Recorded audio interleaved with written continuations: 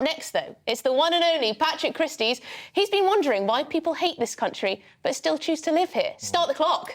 Yes, people chose to hate our bumper post-Brexit Trans-Pacific trade deal, not because it's a bad deal, but because they hate Britain. But they don't just hate that, do they? Why are they so miserable? They think we've got a rubbish human rights record. Well, we beat the Nazis, set up the Convention on Human Rights, stuck to that more than 95% of other countries. And you know what? We're not leaving it anytime soon. They say we're all racist. We've got an ethnic minority Prime Minister, an ethnic minority Home Secretary. We used to have an ethnic minority Chancellor, got an ethnic minority First Minister of Scotland. Not very racist, if you ask me. Women's rights, gay rights and trans rights. Oh, all right, why don't you try your luck in the Middle East, in Africa or parts of Eastern Europe, or you wouldn't, because they'd lynch you. Yes, so there you go. Net zero. They say we're not doing enough. We're reducing carbon emissions more than most other, if not all, G20 nations, and we won't even throw you in prison if you lob yourself in front of a Formula 1 car like a... And also, I think that Britain, if it is so bad, then why is everyone trying to come and live it? If you don't like it, you can sod off. Well, there you go. Oh, all right, well, yes, there we go. No, I just seriously think it's an absolutely fantastic country. We've given the world football, cricket, Greggs, some good music as well. You know what? It's better than any other country in the world for me. Woo! Well, there you go. Well, I think... There you go, have a bit of that. Oh, man! Yeah. You got that within time. That was quite marvellous, actually. It was. Well... Just to play devil's advocate, OK. seems to be the position that I'm playing this evening. Yeah.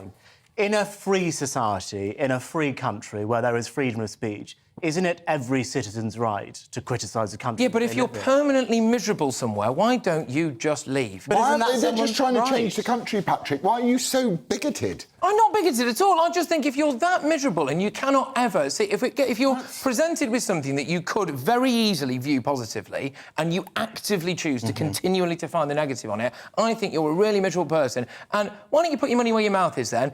Point on a map to me where you would rather live and you think you've got a better chance of cracking on. No wonder they don't feel welcome in Patrick Christys.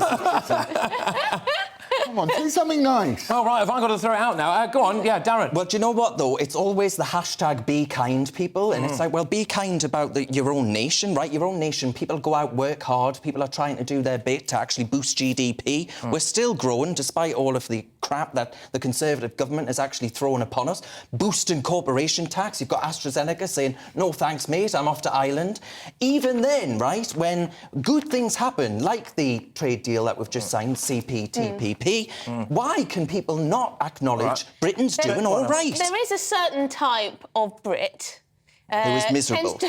There is a certain type of Brit. Is he called James O'Brien? Yes. Well, he may be a radio presenter. He is very much of the type who just take glee in anything that goes wrong. I mean, take this particular trade deal that we've signed up. Fantastic opportunity. Potentially billions of trade coming to our country with areas of the world that are booming. Fantastic. Doesn't matter whether you voted Brexit or you voted Remain. You should see this as a positive. Why not? But instead, what do? They pick it apart. They say, oh, well, you know, we've cut off the EU, and why should we celebrate this for X, Y and Z reasons? When actually, you know what? Let's have a bit of pride and actually be like, this is actually pretty Albie, you're good. itching to get involved. I am, because what you have just described is a good thing. But Darren, you actually just criticised the government of this country. You just said the Conservative Party were hiking up corporation tax. Why is it OK for you to criticise the government of this country and not other people? Well, look, because I'm saying, actually, what the government have done in certain areas is a fantastic thing for Britain. Brexit, Britain is booming.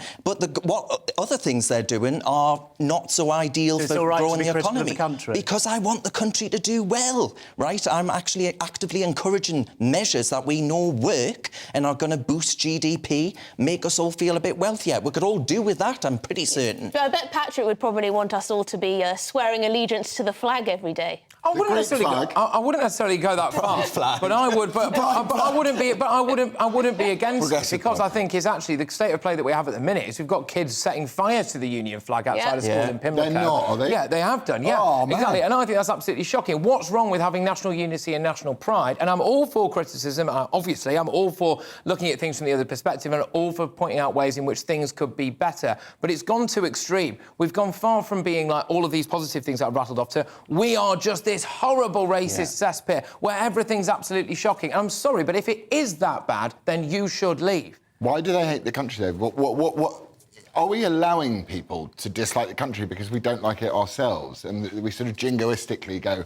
it's an amazing country, we won the war, two World Wars, one World Cup. We have no actual sense of identity about who we are, and therefore it's free game for these little wokists. I tell you what it is. Don't like the country. It's laziness. It's laziness. It's like people who work in companies and always whinge about the boss and always whinge about everyone and whinge about poor Sandra from accounts, as opposed to actually getting into work 10 minutes earlier. Karen from accounts, yeah, Karen from... Oh, don't get me started on Karen.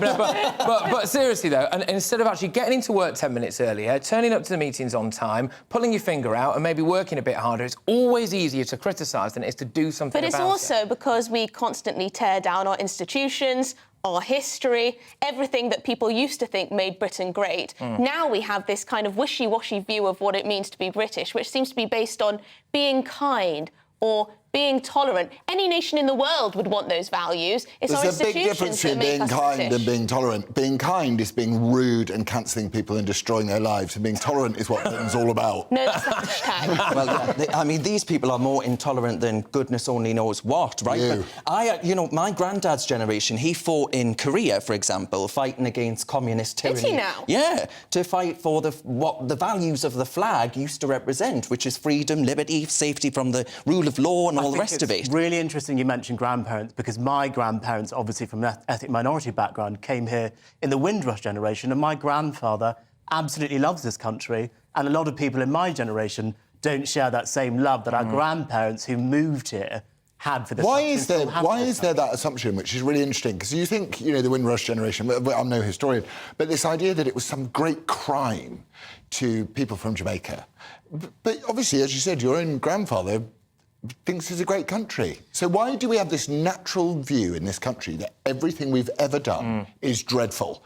We never go, actually, you know, some things we did well, you know, ending slavery, all of this sort of stuff. It's like, why do we hate ourselves so much? That's what I find so difficult. I actually just don't think history's taught particularly well in this country about the history of the United Kingdom. I mean, how many people know that the Industrial Revolution, for example, started in this country?